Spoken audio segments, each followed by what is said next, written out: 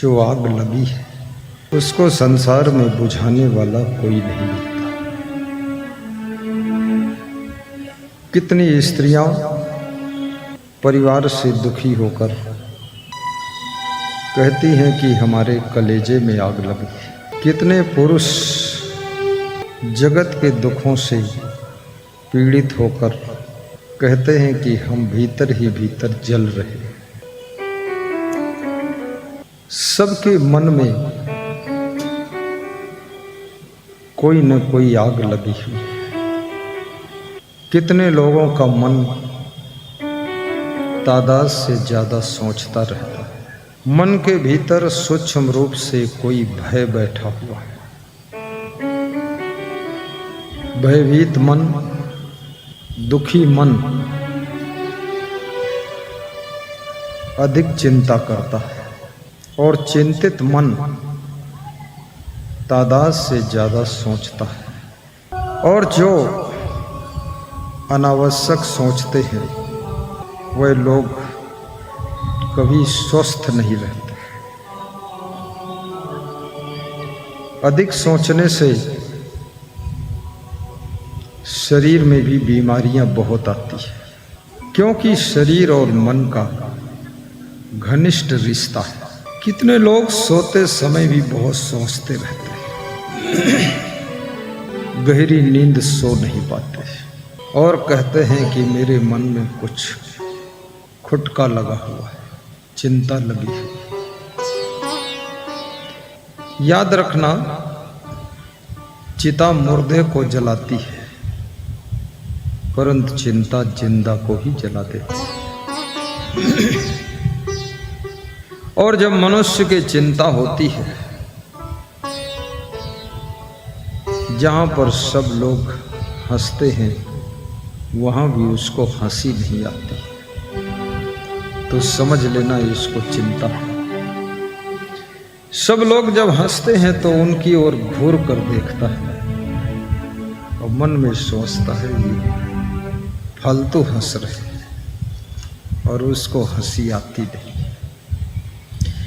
जब आपकी हंसी घटने लग जाए, प्रसन्नता घटने लग जाए, खुशियां कम होने लग जाए, तो समझ लेना कि आप धीरे धीरे चिंता के शिकार होते जा रहे हैं।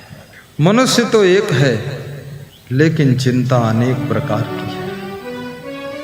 कभी कभी आपके बच्चे गलत रास्ते पर चल पड़ते हैं, जिसके कारण भी आपको चिंता हो जाती है। कभी कभी आपके बच्चे सफल नहीं होते हैं, एजुकेशन में, क्वालिफिकेशन में, लाइफ में सक्सेस नहीं होते, तो भी आपके मन में चिंता हो जाती है, इनके भविष्य का क्या होगा। जिनसे जिनसे तुम ज्यादा मोह करते हो उनकी तुम्हारे मन में ज्यादा चिंता रहती है। ये मोह चिंता को जन्म देता है। और जिनसे जिनसे तुम द्वेष करते हो, द्वेष भी तुम्हारे मन में चिंता को पैदा करता है। जिस समय धृतराष्ट्र को रात में नींद नहीं आती थी, लोग सोचते हैं धन बहुत हो जाएगा तो हम बहुत ज्यादा सुखी हो जाएंगे। महाराजा धीराज धृतराष्ट्र कौरवों के पिताश्री हैं, हस्तिनापुर की राजगद्दी पर सुशोभित हैं, धन दौलत बाहुल्य मात्रा में है, परंतु चिंता इतनी है कि रात्रि को नींद नहीं आती है। 100 पुत्रों के पिता हैं,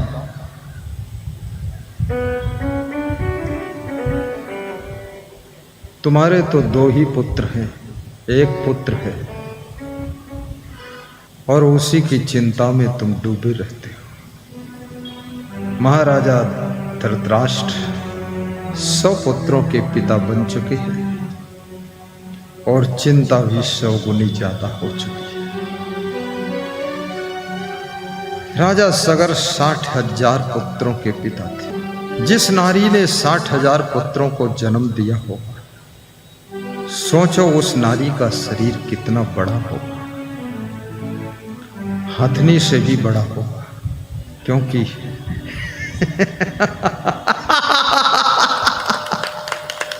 क्योंकि 60,000 बहुत संख्या हो गई। राजा ययाति के भी 100 पुत्र थे। मुझे लगता है उस युग में धरती पर जनसंख्या बहुत कम थी। आज सरकारें भी संदेश दे रही हैं, जनसंख्या नियंत्रण करो। यूरिया की बोरी पर मैंने लिखा हुआ पढ़ा था, हम दो हमारे दो। चाइना में सरकार कहती है हम दो हमारे एक, और भारत देश की सरकार जनसंख्या विस्फोट से तंग हो चुकी है। कितनी चौड़ी सड़क बन जाती है, जनसंख्या अधिक होने के कारण सड़क पर भी जाम लग रही है। शहरों में जाम, बसों में भीड़, ट्रेनों में भीड़, हॉस्पिटल में भीड़, मंदिरालय में भीड़, केवल मंदिर में भीड़ नहीं है। पहली बार अयोध्या राम मंदिर में इतनी भीड़ देखी गई है। मंदिरालय में बहुत भीड़ होती है। जनसंख्या का अधिक बढ़ना भारत देश के लिए चिंता का विषय है। हिंदू, मुस्लिम, सिख, ईसाई, जैन, यहूदी, पारसी समस्त मजहब वालों से व्यास गादी निवेदन करती है, जनसंख्या नियंत्रण में मदद कीजिए। साधु संतों को व्यास गादी धन्यवाद देती है। हम एक, हमारे जीरो का सिद्धांत इनका है।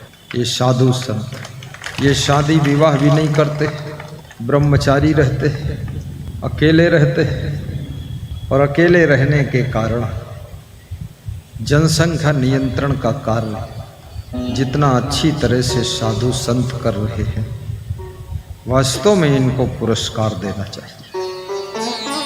साधुओं का वेतन 11,000 रुपये महीने हो, सब साधु चकाचक रहें, और अगर साधुओं को 11,000 मिल जाए तो साधु भी ज़्यादा बनेंगे लोग। साधु कितना जनसंख्या नियंत्रण करता है, अकेला है, न बच्चे पैदा करता है, न संसार के विषय भोग करता है। सोचिए साधु कितना महान है, अपनी इंद्रियों को कितना वश में रखता है। ये इंद्रियां, ये मन, ये चित्त की चंचलता, ये सब के ऊपर विजय हासिल करने वाले व्यक्तित्व का नाम साधु है। इसलिए साधु को भगवान भी नमस्कार करते हैं, भगवान भी नमस्कार करते हैं। ये कहना आसान है कि साधु बन गए घूम रहे। याद रखना, थोड़ा साधु बन करके घूम कर देखो तो तुम घूम भी नहीं पाओगे। तुम घूम घाम कर फिर घर में ही आ जाओगे। बन के देखो तो तिलक लगाकर मार्केट में जाने में भी शर्म लगती है, साधु क्या बनोगे। कमंडल हाथ में लेकर के भी बाजार में निकलने में शर्म लगती है, साधु क्या बनोगे तुम। ये लंगोटी पहनकर, ये कपड़े पहनकर रिश्तेदारों के बीच में जाने में भी शर्म लग जाती है। जब मैं पहली बार ये कपड़े पहना, मेरा आश्रम उसी जिले में है जिस जिले में मैंने एजुकेशन प्राप्त किया। अब वहाँ जब मैं निकलता था तो उस समय हमारे गुरु के पास में एक मिलिट्री की रिटायर गाड़ी थी, तो उसमें पीछे बैठता था। तो जब देखता था कोई मेरा क्लास फेलो, साथ का पढ़ा हुआ व्यक्ति या मास्टर मार्केट में खड़ा है, सड़क पर है, तो मैं पीछे चुपके से लेट जाता था, छिप जाता था। ये शर्म लग जाती, ऐसा करना पड़ा। ये कपड़े पहनना आसान नहीं, मुंडन कराना भी आसान नहीं। ये सिर का मुंडन, जिसके अंदर वैराग्य आ जाएगा वही मुंडन कराएगा, अन्यथा ये बाल बड़े प्यारे लगते हैं बाल। किसी स्त्री की खोपड़ी का मुंडन करो, कभी नहीं कराएगी, चाहे उसकी खोपड़ी में 1,00,000 कीड़े हो जाए, सब जुए रेंगते रहें, सबका पालन पोषण करती रहेगी, खोपड़ी में काटते रहेंगे, खुजलाती रहेगी, पर खोपड़ी के बाल मुंडन नहीं कराएगी। कितने लोगों को बालों से इतना अनुराग है, मुंडन कराना भी कठिन है। और कितने लोगों को ये भ्रम है, भंडारा खाने के लिए साधु हो जाते हैं लोग। इस भ्रम को आज तोड़ दीजिए, क्योंकि आज इस भ्रम को तोड़ने का सुनहला मौका है। महात्मा बुद्ध राजपुत्र थे, उनके पिता का नाम राजा शुद्धोधन था और वह साधु बन गए थे। क्या भोजन करने के लिए साधु बने थे? राजा भर्तृहरि साधु बन गए थे। क्या भंडारा खाने के लिए साधु बने थे? राजा थे, खुद राजा थे। राजा गोपीचंद साधु बन गए थे। क्या खीर खाने के लिए साधु बने थे? ये लोग स्वयं राजा थे। सुल्ताना बलक बुखारे का बादशाह, वो भी साधु बन गया था, फकीर बन गया था। याद रखना, कोई साधु बनता है, उसका संस्कार होता है, पूर्व जन्म का वो दिव्य आत्मा है।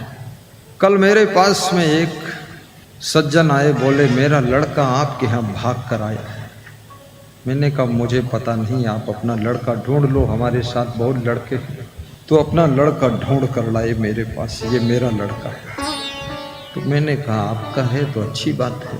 बोले ये भाग कर आया है। तो हमने कहा ये उससे भी अच्छी बात है। बोले इसका दिमाग भी कम काम करता है। तो मैंने कहा ये सबसे अच्छी बात है। दिमाग कम काम करे तो शांति से बैठा रहेगा, ज़्यादा दिमाग काम करेगा, इधर उधर खुदर बुदर करेगा। तो हमने कहा ये सबसे अच्छी बात है। तो बोले इसको वापस आप मेरे साथ भेज दो। हमने कहा ये हमारे बस की बात नहीं। क्यों? क्योंकि आपके पास में ये 25 साल रहा है और आपको छोड़कर भागा है।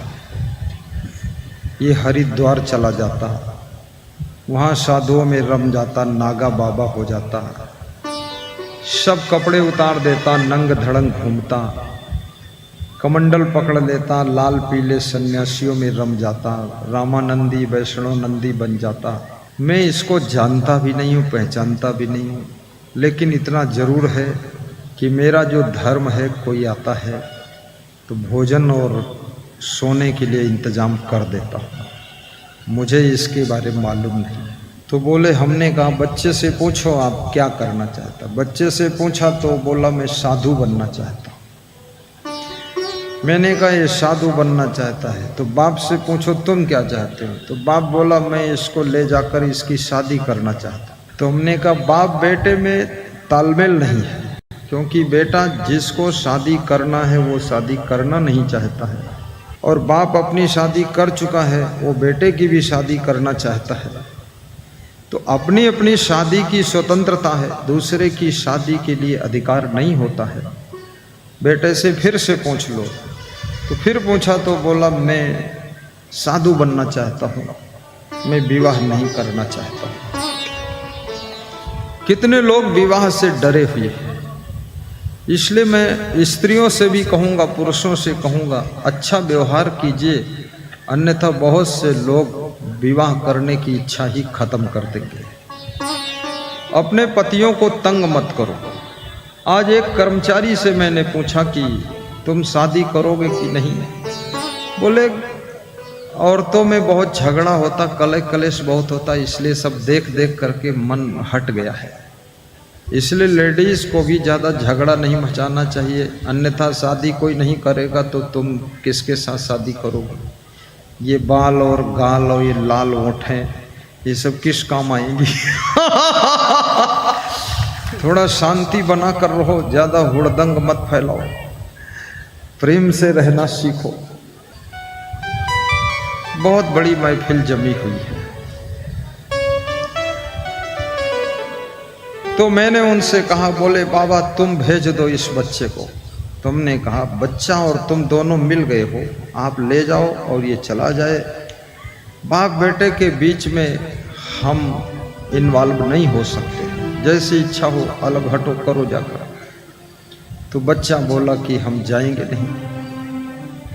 तो मैंने उनके बाप से कहा, देखिए आपने जो इसको जन्म दिया है इसमें आपकी बहुत बड़ी चूक हो गई, क्योंकि इतना पवित्र मन से आपने पति पत्नी ने मिल करके इसको जन्म दिया है कि इतना पवित्र आत्मा पैदा हुआ है।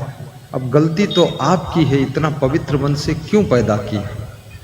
थोड़ा सा मन गंदा रहना चाहिए था तो संसार में रहता। बोले अब बाबा हम चूक गए तो क्या करें अब? जब पति पत्नी का मन बहुत पावन होता है, एकदम मन निर्मल होता है, और पति पत्नी अगर बड़ी भक्ति भाव से संसर्ग करके बालक को जन्म देते हैं तो बालक कोई दिव्य आत्मा आकर के भी उनके द्वारा जन्म लेती है और वो फिर कुछ महान कार्य करती है। ये भी तुम्हारे हाथ में व्यवस्था है, याद रखना, चूकना नहीं है। तुम जैसा चाहो वैसा पुत्र प्राप्त कर सकते हो, जैसी चाहो वैसी पुत्री प्राप्त कर सकते हो, जैसा चाहो वैसी पत्नी, जैसा चाहो वैसा पति, जैसा चाहो वैसा भाई, जैसी चाहो वैसी बहन भी आपको मिल सकती है। क्योंकि इसके लिए आपको बहुत पवित्र मन बनाना पड़ता है, पवित्र कर्म करना पड़ता है, सुंदर स्वभाव बनाना पड़ता है और बड़ा प्रेम भरा दिल बनाना पड़ता है। फिर आपको बड़े सुंदर माता पिता भी मिलेंगे। देखिए जिनके बड़े पुण्य कर्म हैं, जो बड़े पवित्र आत्माएं हैं, वह बड़े दिव्य माता पिता के द्वारा जन्म लेते हैं। समझदार माता पिता उनको मिल जाते हैं, और जो माता पिता बहुत पुण्य आत्मा हैं उनके द्वारा कोई दिव्य आत्मा जन्म ले लेती है।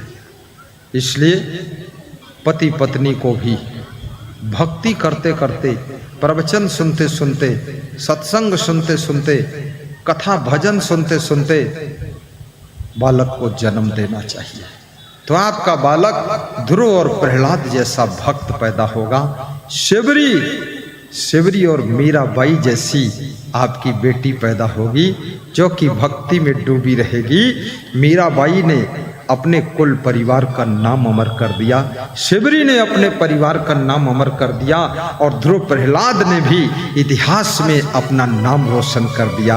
इसलिए याद रखना, ऐसा पुत्र आपके द्वारा जन्मना चाहिए, ऐसी पुत्री जन्मनी चाहिए जो भक्ति करती हो। अगर भक्ति नहीं है तो समझ लेना जैसे गाय भैंस के बच्चे पैदा होते हैं, ऐसे तुम्हारे द्वारा भी गाय भैंस जैसे पड़वा बछड़ा बछिया ही पैदा हुए हैं, वो कोई मनुष्य का बच्चा नहीं पैदा हुआ।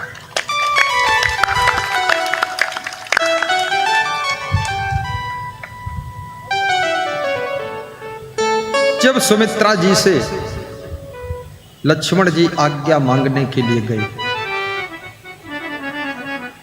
लक्ष्मण का मन उदास था, क्योंकि राम वनवास जा रहे थे, राम वनवास जा रहे हैं, इसलिए लक्ष्मण का मन दुखी है। तो राम ने लक्ष्मण से पूछा, लक्ष्मण आप क्यों दुखी हो? तो लक्ष्मण ने कहा, प्रभु आप वन को जा रहे हैं। बोले मैं तो वन जा रहा हूं, अपने मन से नहीं जा रहा हूं, पिताजी की आज्ञा से, मां कैकेयी की मनोकामना से वन जा रहा हूं। आप वन जा रहे हो, हमारा मन इसलिए दुखी है, हम आपके साथ वन जाना चाहते हैं। वन जाना चाहते हो तुम, तो ऐसा करो लक्ष्मण, अपनी मां से जा करके विदाई लेकर के आओ। देखिए बालक के ऊपर पिता की अपेक्षा मां का ज्यादा अधिकार होता है, क्योंकि बच्चा मां के गर्भ में 9 महीने रहता है, इसलिए बालक के ऊपर मां का अधिकार 70% होता है और पिता का 30% होता है। मांगहु बिदा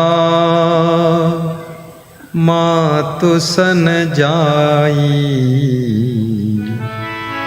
मांगहु बिदा मातु सन जाई, आवहु बेगी चलहु बन भाई। क्या बात है। चलहु बन भाई। आवहु बेगी चलहु बन भाई। आवहु बेगी चलहु बन भाई। आवहु बेगी चलहु बन भाई। मांगहु बिदा मातु सन जाई। मांगहु बिदा मातु सन जाई। राम को मर्यादा पुरुषोत्तम क्यों कहा गया? क्योंकि राम कभी उदंड व्यवहार नहीं करते थे।